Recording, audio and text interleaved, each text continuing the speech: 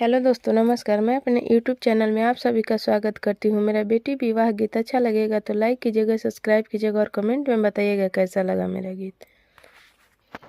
हरियर हरियर आमावा के पियर हो मोजरावा, आमामा फरेला झोपेदार, आमामा फरेला झोपेदार।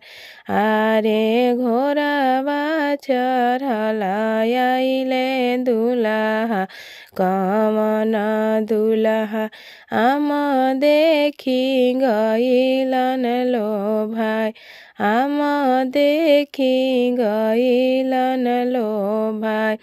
एक पाकिट तुरलन दुल्हा, दुई पाकिट तुरलन, तीसर पाकिट पापा रखवार, तीसर पाकिट पापा रखवार।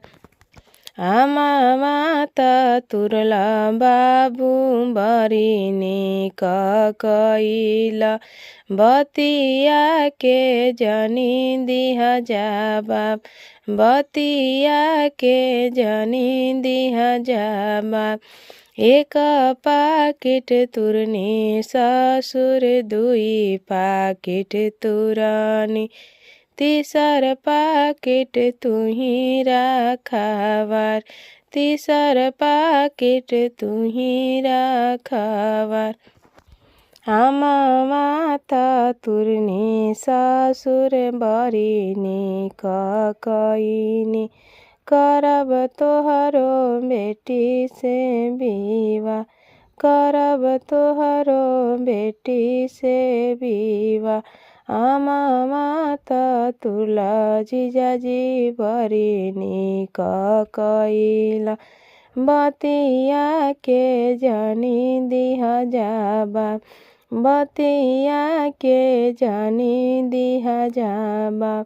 आमामा त तुरनी सालेजी बरिनी कैनी, करब तोहरो दीदी से विवाह, करब तोहरो दीदी से विवाह।